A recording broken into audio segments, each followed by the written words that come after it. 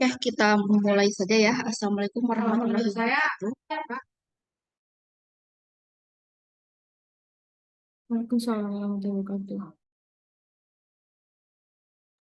Oke, untuk kesempatan kali ini adalah kita melaksanakan pembekalan kerja praktek.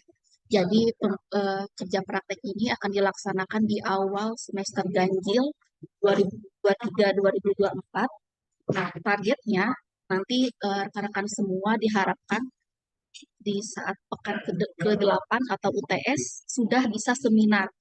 Ya, nah, seminar itu nanti akan ditentukan apakah lulus atau tidaknya mata kuliah kerja praktek ini, ya. Nah, untuk di di tanggal sekarang apakah sudah ada progres atau ingin lebih jelasnya kita jelaskan ulang ya. Nah, ini ya. Biasanya ini terkait dengan syarat-syarat dulu nih. Oke, sebelumnya rekan-rekan semua sudah mengisi KRS belum? Belum, Bu. Udah, Bu. Sudah, Bu. Nah, tapi pastikan saat mengisi KRS itu rekan-rekan semua sudah lulus minimal 90 SKS. Ini ya. Nah, kalau ini kan usahakan konsultasikan dengan dosen PA masing-masing. Ya. Lalu nih tahapan kedua sudah mendapatkan institusi atau perusahaan. Nah, ini rekan-rekan semua ada yang sudah mendapatkan atau ada yang belum? Sudah, Bu.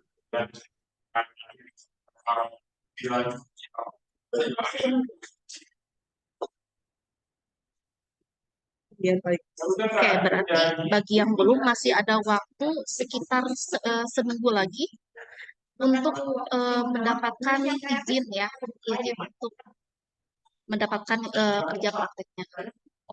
Nah, untuk yang ketiga, nah ini telah mengikuti pembekalan kerja praktek, meliputi etika, tata tertib, dan penguasaan alat. Nah, setelah itu di mata kuliah kerja praktek ini ditampilkan atau dipilih di KRS semester ini, gitu ya.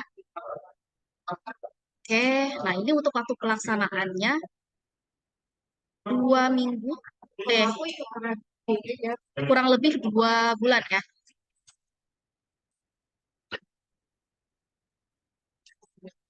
Atau 60 hari kerja. Nah, kerja praktek juga dilaksanakan pada semester ganjil dan semester genap. Ini ya, terkait skema kerja praktek ada 3. Nah, rekan-rekan semua bisa pilih. Misalnya, siapa ya? Misalnya Mas Bayu nih, Mas Bayu Setiawan. Nah, eh, ada Mas Bayu di sini?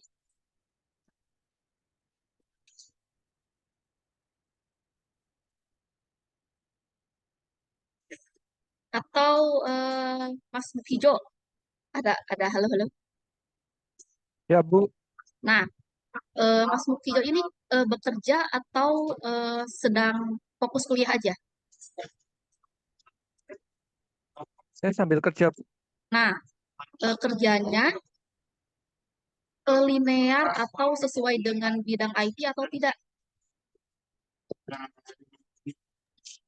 Sebenarnya ada kaitannya, hanya memang perusahaan saya ini birokrasinya merepotkan, Bu. Jadi saya ambil instansi dari luar.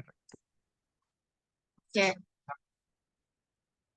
Nah, ini berarti bisa, tapi proses perizinannya mudah ya?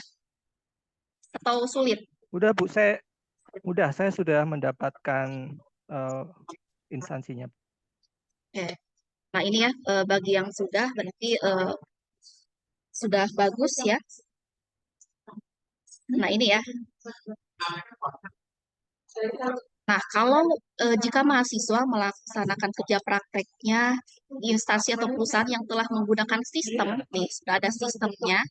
Nah, rekan-rekan semua bisa melakukan analisis mengenai sistem tersebut, lalu buat usulan pengembangan sistem. Berarti kalau ada pengembangan sistem, berarti sistem itu sudah ada kan? Nah, rekan-rekan semua bisa mengupgrade ke sistem yang lebih maju atau lebih berkembang, gitu ya. Nah, selanjutnya, nah ini nih, jika di tempat instansinya belum ada sistem nih, belum ada sistem sama sekali atau masih manual, bisa mengusulkan berupa rancangan atau desain sistem ya yang sesuai dengan proses bisnisnya gitu ya. Nah, selanjutnya yang ketiga. Nah, misalnya bisa mengambil skema project base. Nah, ini bisa ke melaporkan hasil analisis, desain, dan implementasi.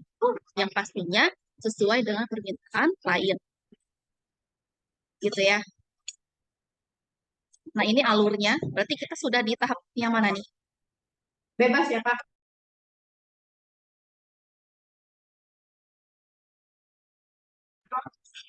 Alhamdulillah. Ayo, kita sudah ada di tahap ke yang mana?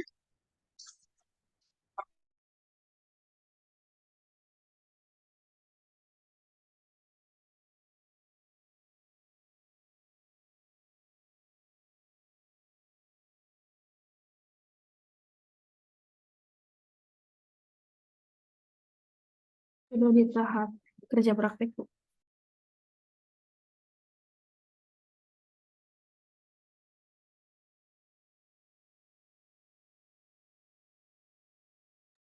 Ya, kita sudah ada di tahap pertama, mencari tempat kerja praktek. Ya, nanti ini di tahapan yang ketiga, ini sudah dimulai semester ganjilnya.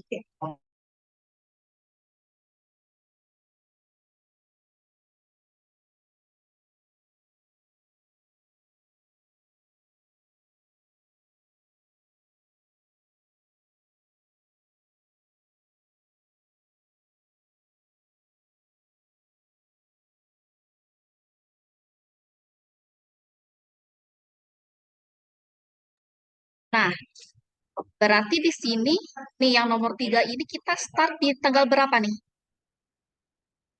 Mulai 18 Oktober. 18 Oktober ya. 18 Oktober. Nah, jadi selama 2 bulan itu jangan lupa untuk konsultasi dengan dosen pembimbing untuk membuat laporan kerja prakteknya. Ini ya, gitu ya. Kalau sudah disetujui, lalu kita daftar seminar, lalu kita seminar. Nah, setelah seminar harus mengerjakan revisi dan mengumpulkan hasil revisinya maksimal 1 minggu. Oke, ini sudah dijelaskan ya. Oke, ini juga sama sudah. Oke, terkait dengan etika mana ya?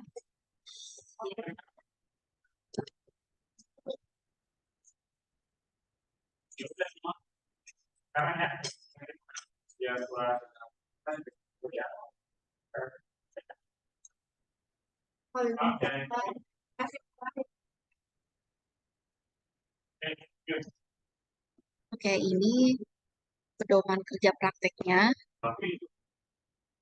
Nah ya, terkait dengan etika. Nah ini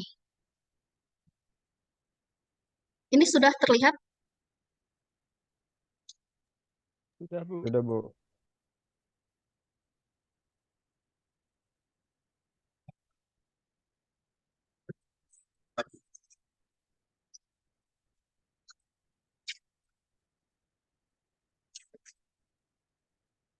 Oke, siapa nih? Julia Resi ada nggak di sini? Mbak Julia. Ya, hadir, Bu. Oke, silahkan baca nih nomor 1.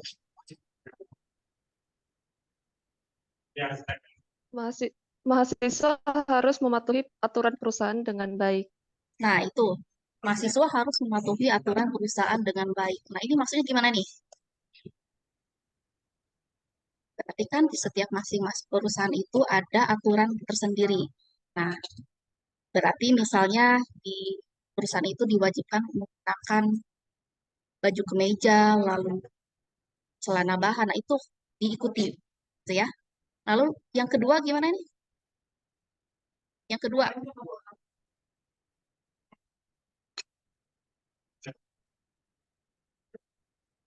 mahasiswa harus bekerja dan berusaha memberikan yang terbaik untuk kepentingan perusahaan.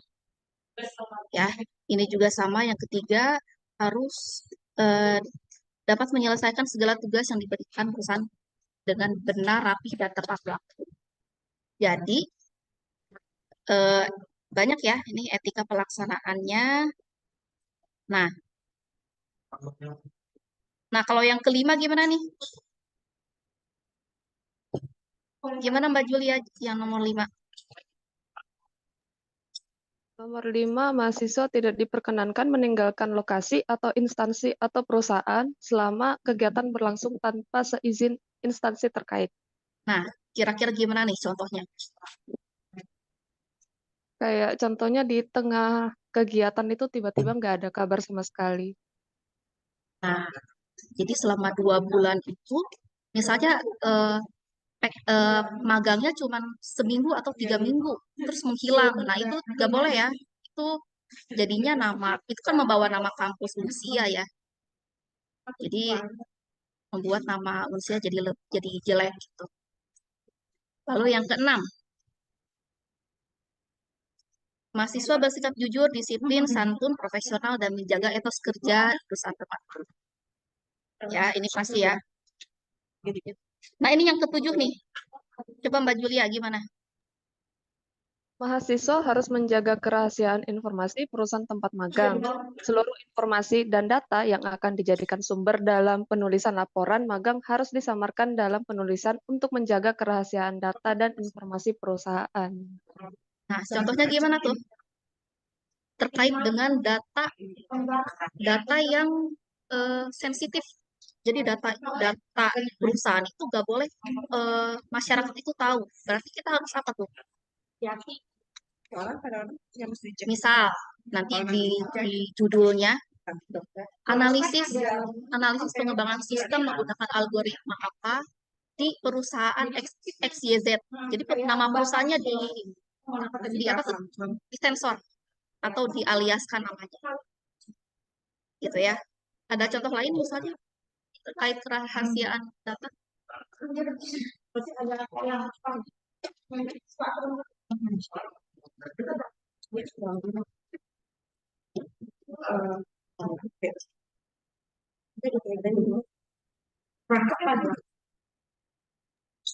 Gaji, Bu. Nah, data gaji itu juga ya. Oke. Ini ya, mahasiswa harus menjaga nama baik.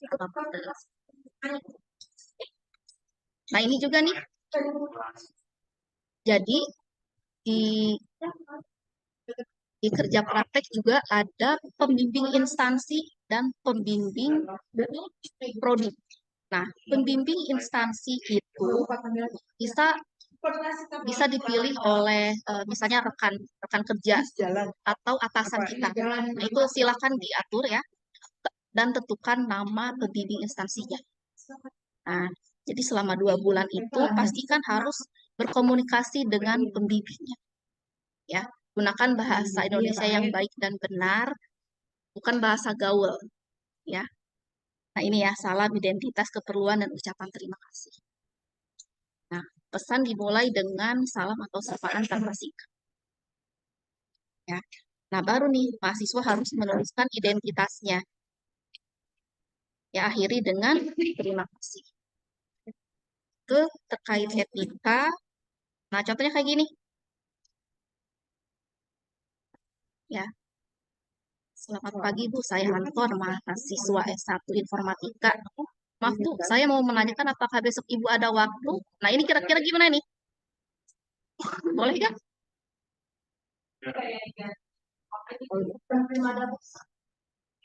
Ayo. Boleh nggak kita mengirimkan kalimat ini ke dosen pembimbing?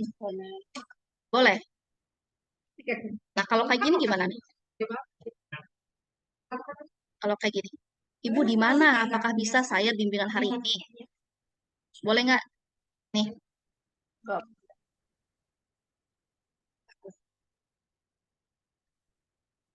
gitu ya.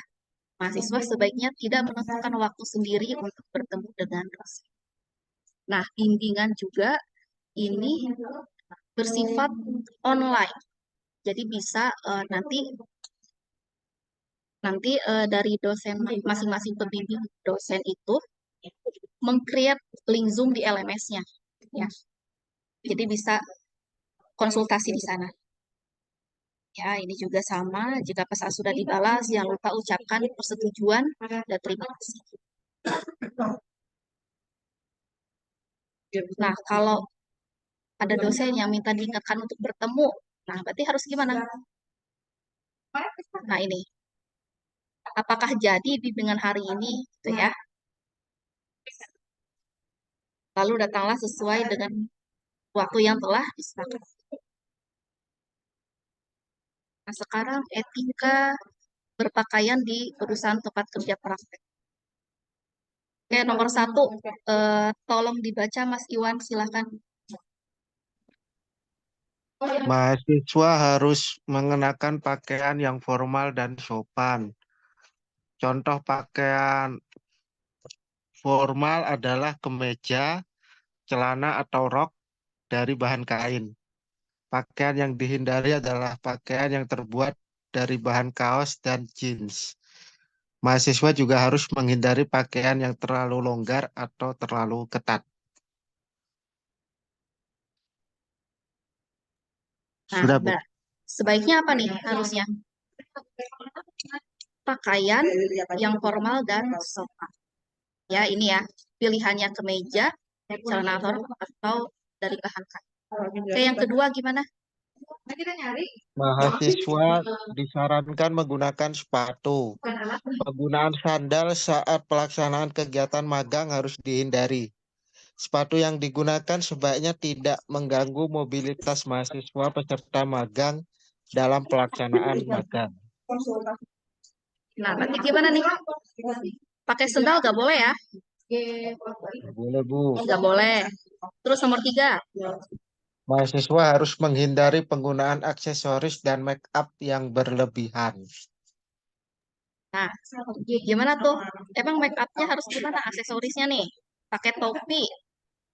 Terus banyak itu berlebihan gitu ya, menor banget mau magang doang gitu kan. Nggak boleh. Ya.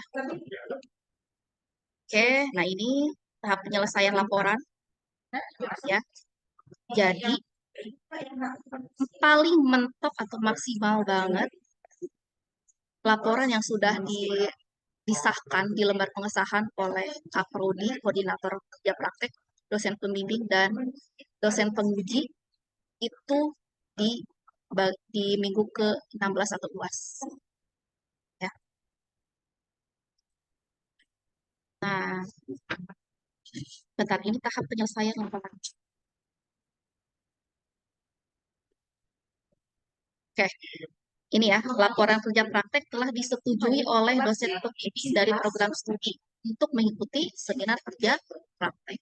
Jadi, setelah rekan-rekan semua sudah melaksanakan kerja praktek selama 2 bulan itu dan melakukan bimbingan, ya, laporan kerja prakteknya dikerjakan. Nah, nanti dosen pembimbing dari program studi meng-ACC, ya, meng-ACC untuk dijadwalkan seminar kerja praktek. Ya, kalau sudah seminar kerja praktek, nanti ada revisi tuh dari dosen penguji. Nah, nanti revisinya dikerjakan maksimal 1 minggu setelah seminar kerja. Gitu ya. Oke, ini untuk format penulisan laporan kerja prakteknya. Kertas A4, ya, pembatasnya terus warna biru, lambang unsia di tengah, ya, jadi belum ada info terbaru terkait logo, ya. Logonya masih yang lama aja, ya, spasinya 1,5, fontnya Times New Roman. Ya, ini untuk font apa nih? Font isi atau font paragrafnya. Tapi kalau judul bab ini lebih besar, 14, ya. Ini setting marginnya disesuaikan. Ya, kalau ada bahasa asing, ya, harus italik atau dimiringkan. Ya, jadi ini yang asing-asing itu misalnya algoritma. Terus apa nih contoh kata asing itu apa? Ada kasih contoh nggak? Data science, Bu. Data science, implementation. Nah, itu dicetak mirip dan itu harus konsisten. Ya. Lalu yang keempat, huruf awal dari judul dan subjudul menggunakan huruf besar. Ya, gambar atau tabel diletakkan di tengah-tengah, bab dan judul bab dicetak huruf besar. Oke. Ini ikuti aja pedomannya, ya. Nah, di abstrak nih. Jadi di laporan kerja praktek nanti ada abstrak yang abstrak itu adalah inti dari implementasi keseluruhan laporan kerja prakteknya. Nah, harus tidak lebih dari 200 kata, berarti minimal 200 kata, tidak menyebutkan penyebab. Nah, di abstrak juga harus dicantumkan 5 kata kunci. Ya. Nah, abstrak harus disertakan dalam 2 bahasa, bahasa Inggris dan bahasa Indonesia.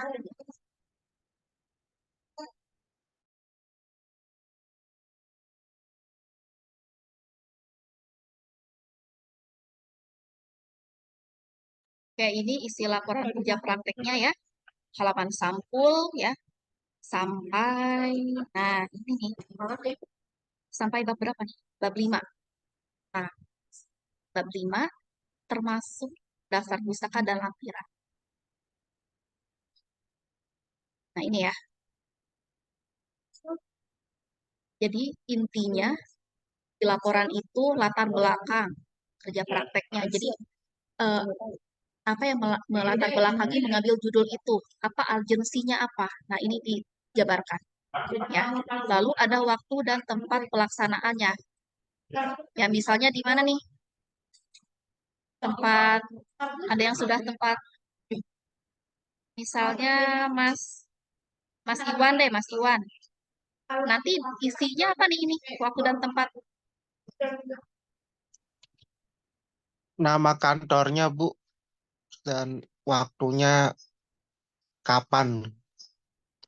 Oke, berarti ini sesuai dengan jam kerja di Jam kerja, tempat ya. kerja praktek.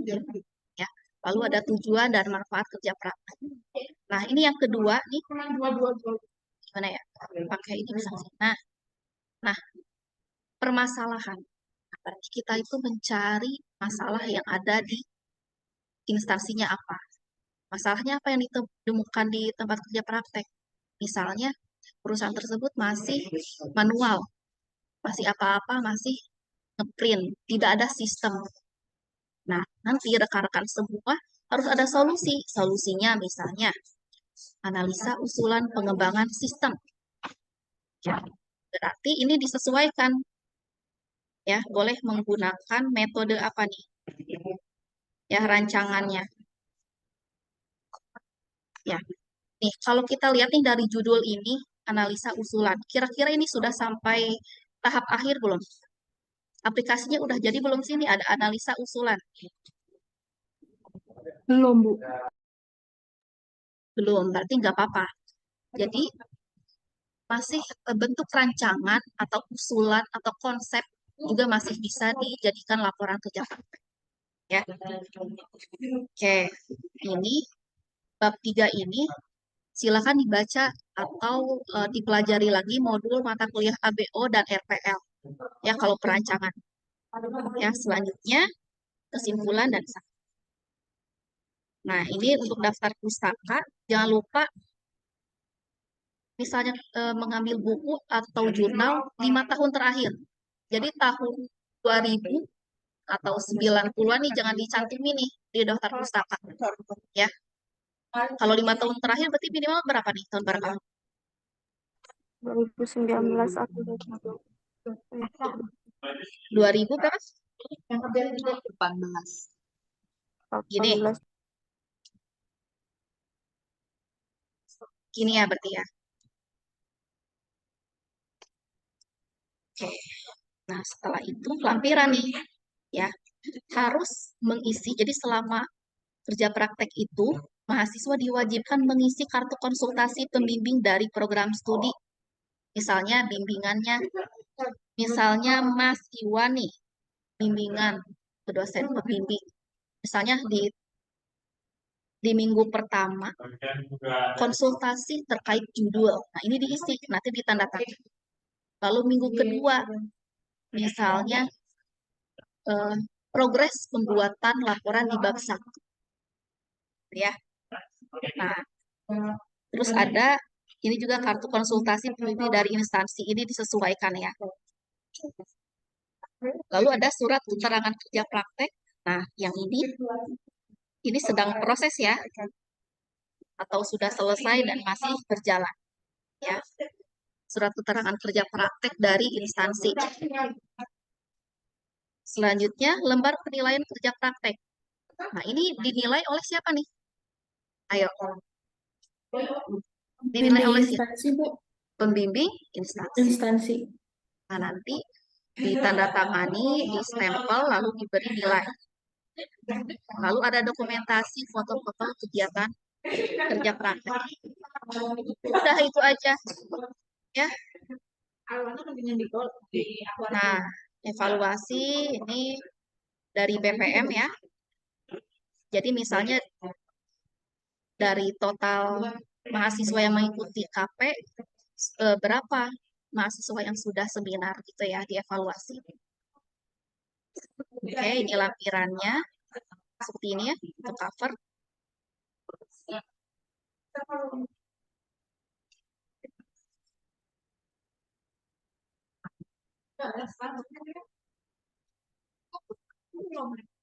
Nah, ini ya.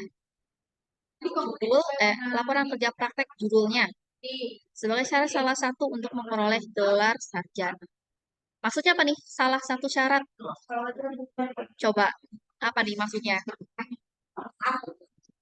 Jadi, kalau rekan-rekan semua sudah lulus di mata kuliah kerja praktek, otomatis diperbolehkan mengambil tugas akhir.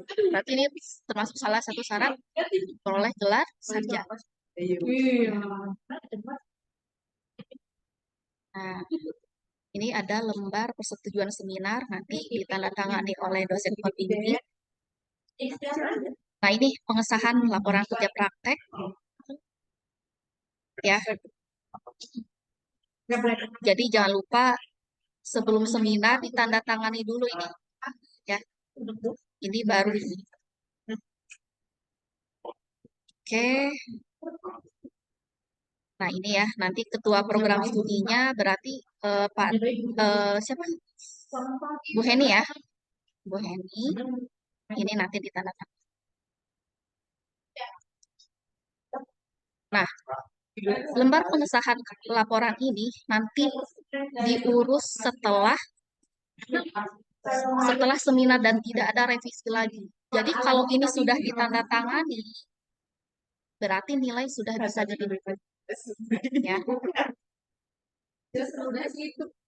Nah, ini kartu konsultasi pembimbingnya. Ini dari instansi. Nah, ini silakan ya. Diisi oleh pembimbing instansi. Setiap tanda tangan konsultasi dari pihak industri harus diberikan cap atau stamp. Nah, ini dari dosen pembimbing prodi. Nah, diisi oleh mahasiswa. Disesuaikan dengan hasil konsultasi. Oke, ini kartu konsultasi pembimbing, nanti ada formnya. Ya. Nanti saya share. Lalu ada penilaian. Ini form penilaian kerja praktek. Nah, nama instansinya apa? Ini ya, nomor mahasiswa, departemennya apa. Nah, ini dinilai nih. Berapa? Ini yang menilai pembimbing instansi. Oke. Selesai. Oke, sekarang ada testimoni dari Mas Nandia. Silakan. Baik Bu, boleh share screen Bu?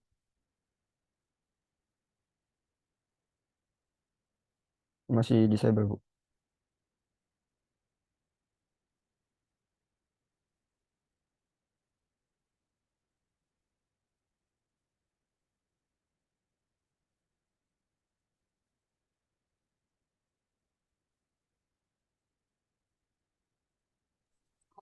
Oke, silakan. Masih belum bisa, Bu. Masih disable.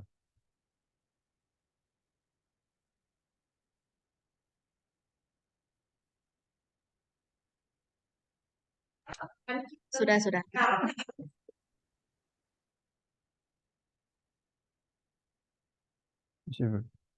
Masih belum, Bu. Kok ini harus host dulu apa gimana, Bu? Multiple aja. Ini sudah host. Di, si- di sini masih multiple, Bu. Masih apa disable. Host disable partisipan.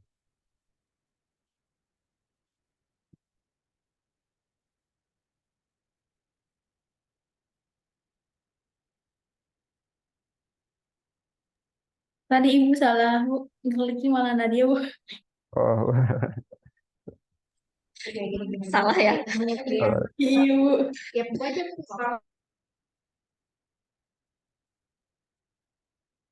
Baik. Assalamualaikum warahmatullahi wabarakatuh. Perkenalkan nama saya Nandi Arifki Jepintia dari Angkatan 1. Di sini saya akan membagikan trik supaya seminar tepat waktu dan lulus. Yang pertama ada motivasi diri. Nah, motivasi diri ini penting kalau sudah merasa down ya dan serasa tidak memiliki alasan untuk berjuang. Motivasi diri ini bisa menjadi dorongan kamu untuk terus berjuang hingga lulus. Jadi motivasi ini baik supaya kita dalam menjalani kerja praktek ini. Motivasi itu bisa dari pasangan, apa dari orang tua, dan lain-lain. Lalu ada manajemen waktu. Manajemen waktu yang sangat penting agar tidak merasa down ketika kuliah. Apalagi kita juga memiliki kegiatan di luar perkuliahan seperti kerja dan lain-lain. Ada cara yang bisa mengatur waktu dengan baik saat kuliah. Kalian perlu tahu jadwal setiap kegiatan diri kalian masing-masing saat kuliah dan di luar kuliah. Nah, jadi seperti tadi ada yang kerja dan terus eh, kerja ditambah kerja praktek. Nah, itu apa namanya? Memanajemen waktu supaya bagaimana antara kerja dan kerja praktek itu tidak mengganggu. Jadi supaya lancar dalam melakukan dan jangan lupa istirahat yang cukup karena itu juga sebagai salah satu kesehatan. Selanjutnya ada komunikasi dengan dosen pembimbing. Nah, malu bertanya sesat di jalan. Jadi saat bimbingan dengan dosen pembimbing, tanya sebanyak mungkin dengan apa proposal yang sudah kita buat, tanya judulnya, babnya, atau tulisannya bagaimana, apa ada salah atau tidak. Nah, setelah kalian bertanya akan mendapatkan pencerahan atau perbaikan mengerjakan dari dosen pembimbing. Jadi akan mendapatkan perbaikan, misalnya ada perbaikan contoh di judul gitu. Dan kan seperti tadi ada misalnya apa bimbingan tidak harus melalui Zoom, kan bisa melalui chat. Kalau kemarin angkatan 1 itu ada melalui chat WA. Nah, itu jangan sungkan-sungkan chat dosen, eh, kita seharusnya kita yang mengejar dosen, bukan dosen mengejar kita. Begitu. Selanjutnya ada ikuti tata tertib. Nah, ini penting banget nih. Pedoman kerja praktek yang tadi disampaikan oleh Bu Cian. Di angkatan pertama tuh banyak banget yang salah satunya teledor di kata garis asing yang tadi dijelaskan oleh Bu Cian. Itu banyak banget yang belum di garis apa di garis italik atau di garis miring. Nah, itu jangan jangan males-males baca pedoman kerja praktek, itu salah satu cepat lulus dan tepat waktu. Selanjutnya ada mengetahui jadwal kerja praktek. Jadi yang tadi jadi kita harus tahu kapan kita daftar seminar, dia itu di minggu UTS ya Bu ya. Di minggu ke-8 tadi. Nah, kita harus mengetahui jangan terburu-buru juga jangan terlalu cepat. Mungkin sekian dari saya, kurang lebihnya mohon maaf. Terima kasih Bu Cian. Wassalamualaikum warahmatullahi wabarakatuh. Oke, Mas Nandia bisa di-share gak contoh laporannya atau ini aja deh PPT seminar seminar KP-nya dulu PPT biar ada, Seminar KP. Baik iya, Bu. biar ada bayangan nih rekan-rekan.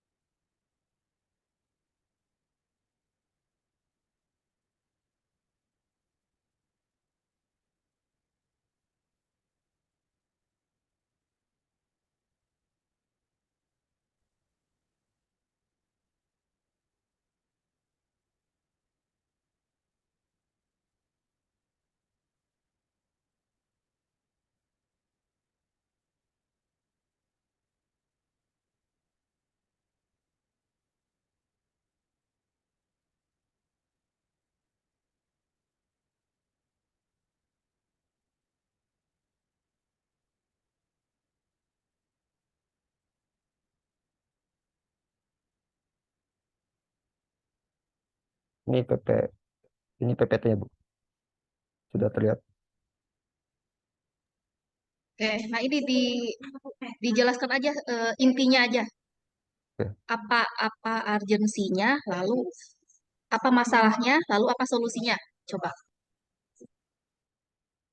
Jadi di sini saya bekerja praktek magang di sekolah SDS Kartika 6. Di sini mempunyai masalah yaitu belum SDS Kartika ini belum mempunyai website untuk website informasi untuk dibagikan secara luas melalui online gitu. Jadi masih dilakukan secara manual atau face to face begitu. Lalu ada teknis pembuatan website. Kita membuat website. Nah, rumusan masalahnya gimana? Karena dibutuhkan sistem informasi sekolah berbasis website yang dapat diakses di mana saja dan kapan saja. Nah, sistem informasi sekolah yang diharapkan agar orang-orang mengetahui informasi sekolah dengan cepat dan mudah sehingga meningkatkan efisien waktu dan tenaga. Nah, jadi kita tidak perlu menggunakan tenaga lagi dan waktu untuk datang ke sekolahan, cukup membuka handphone atau laptop melalui website. Mungkin itu aja Bu.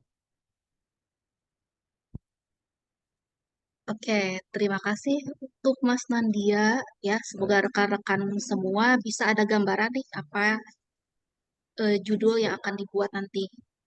Oke, silakan jika ada pertanyaan.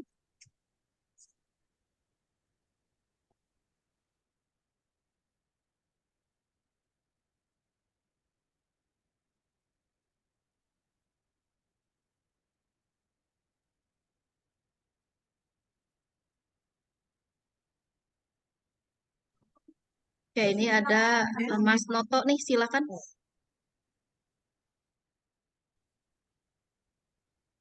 Izin Bu, bisa kedengaran?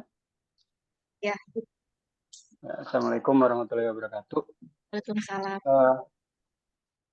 Pertanyaannya tadi yang disebutkan oleh Ibu, kalau misalkan di tempat kita ini sudah ada sistem, terus kita mau improvement atau meningkatkan, itu tidak harus sampai ke implementasi realnya ya Bu ya.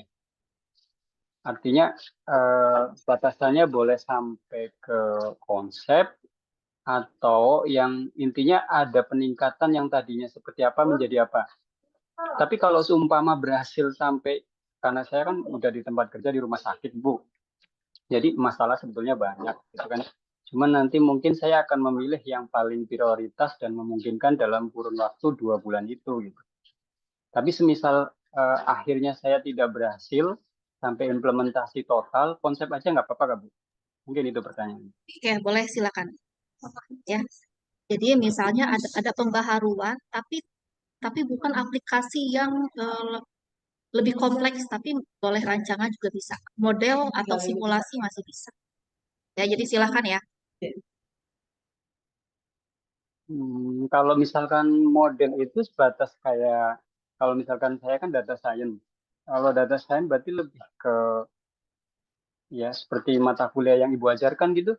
Kalau misalkan konsep-konsepnya mau menambahkan atau mengimprovement di bagian analisis data apa gitu Bu, berarti sampai modelingnya ya Bu ya? Ya, bisa.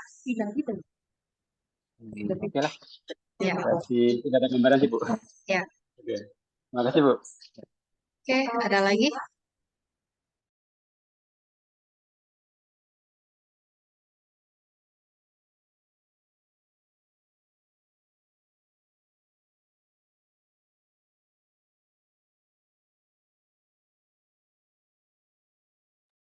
Izin Bu, Oke, silakan.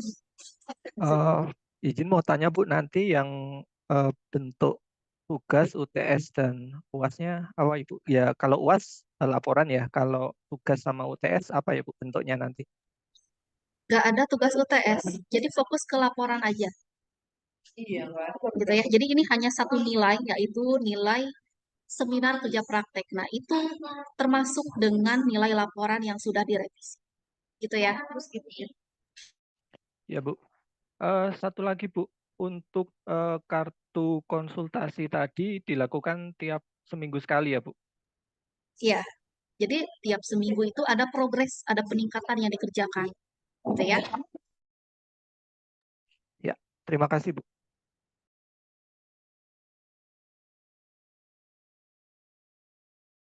Izin bertanya, Bu. Silakan. Ya, kebetulan kan tadi sudah berjalan sampai 4 minggu ya, Bu. Hampir 4 minggu di sini, Bu. Nah, itu karena kemarin kan belum ada pembekalan dan mulai apa namanya keluar kartu untuk konsultasi dengan dosen pembimbing instansi ya, Bu ya. Nah, berarti itu nanti baru mulai untuk menulis laporan tuh baru sekarang, Bu, karena kemarin-kemarin itu diminta untuk merapikan data dari kantor gitu. Sebentar, Bu. Di kantor, Bu. Sebentar, Bu. Oke, itu nggak apa-apa ya. Kartu konsultasi juga sudah saya share di buku pedoman kok. Jadi kalau ingin diisi, silakan isi aja.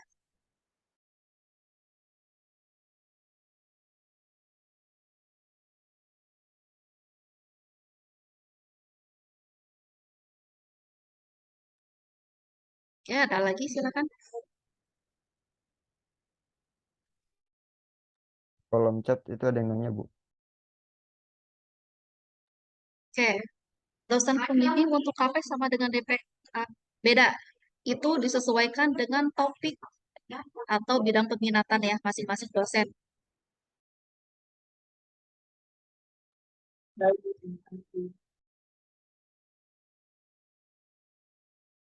Jadi maaf Bu tadi terpotong ya Bu. Untuk berarti untuk kartunya itu terakhiran aja nggak apa-apa Bu saat berlangsung sekarang boleh sudah berlangsung gitu. Boleh, silakan. Kan kartunya sudah ada di buku pedoman kan? Iya sudah ada. Ya, ya silakan aja diisi ya. Untuk ininya Bu izin lagi kalau misalnya penyusunan rapolannya itu kan misalnya kita buat sistem itu belum sampai sempurna itu kan jadi itu tidak apa-apa Bu dijadikan ini. Apa? Oke, sebenarnya kalau ingin membuat sistem yang benar-benar jadi itu 2 bulan itu nggak cukup. Jadi makanya batasannya adalah perancangan saja tidak apa-apa, gitu ya. Ya nggak mungkin dong 2 bulan aplikasi sudah jadi gitu. Iya Bu, baik Bu. Karena mungkin ada beberapa yang di kantor itu nggak paham gitu Bu mengenai hal itu. Baik Bu, terima kasih Bu.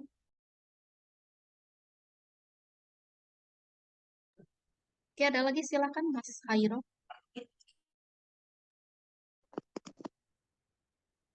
Ibu izin bertanya.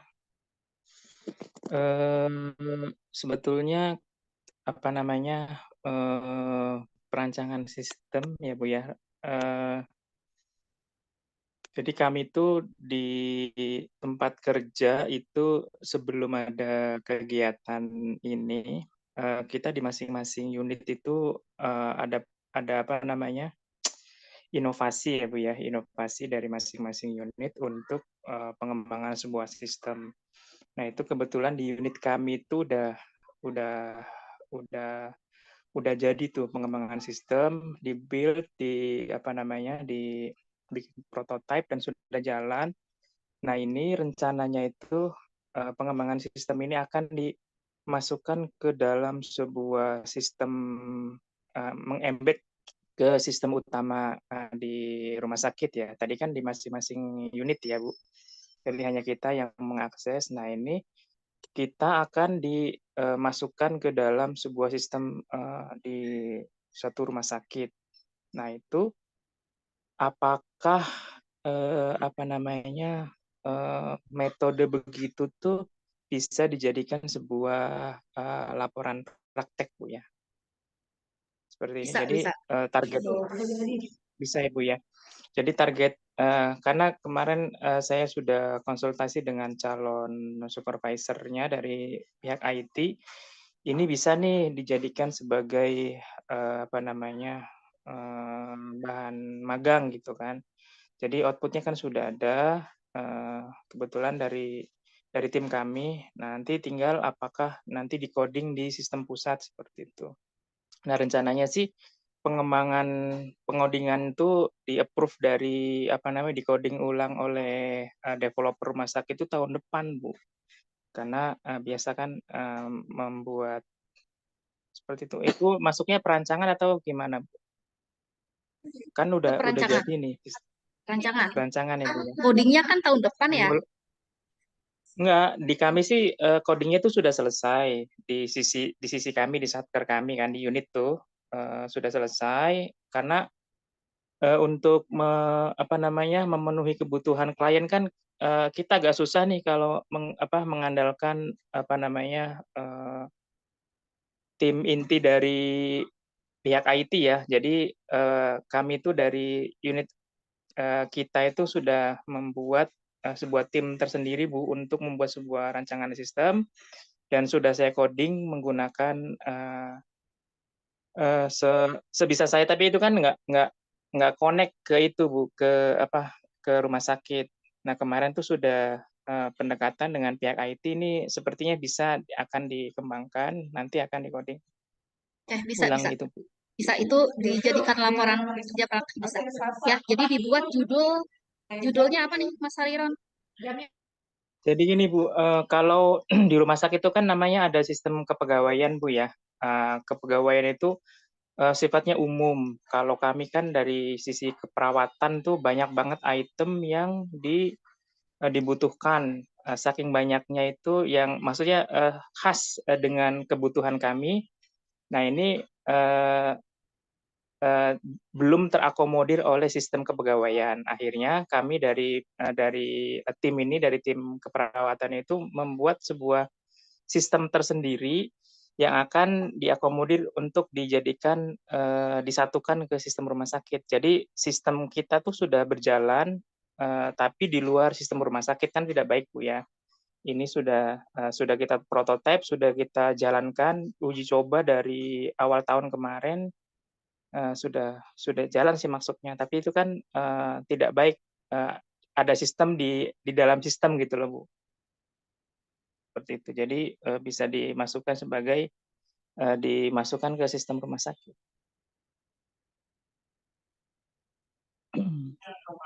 Oke. Ya udah itu aja tuh, Pak. Nggak apa-apa, Bu ya, itu ya, Bu ya. Iya. Nggak apa-apa. Itu kan udah kompleks banget kok. Oke. Ya, terima kasih. Oke, silakan ada lagi.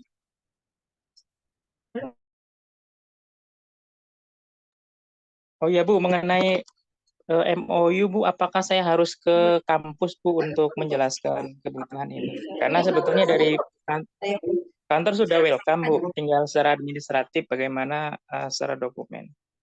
Oke, silakan ke Pak Iwani juga nggak apa-apa. Ke kampus, Mas Ayun dekat ke kampusnya. Iya. Ya, lumayan sih, Bu, 25 kilo ada. Oh. Soalnya saya hubungi kan nggak respon juga, maksudnya ya kami paham sih ada kesibukan ya. Maksudnya kalau ketemu itu kan bisa lebih enak. Oke, silakan aja, bisa kok.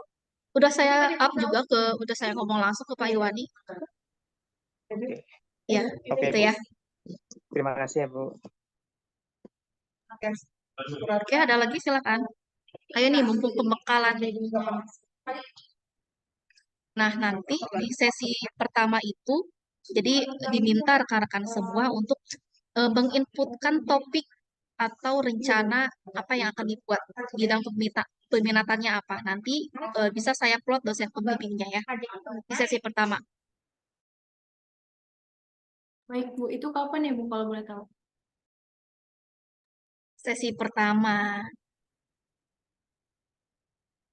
Maksudnya hari kapan gitu? Hari. Tergantung rekan-rekan semua mengisinya. Kalau cepat ya cepat, gitu kan? Baik, Bu. Ya. Oke, ada lagi? Kalau tidak kita cukupkan ya. Nanti bagi rekan-rekan yang tidak bisa hadir, nanti saya share rekamannya. Ya. Tapi kurang lebih ini udah cukup jelas ya intinya apa, yang akan dikerjakan itu apa, targetnya apa ya. Oke. Kalau tidak ada, saya cukupkan. Terima kasih untuk rekan-rekan semua yang sudah hadir.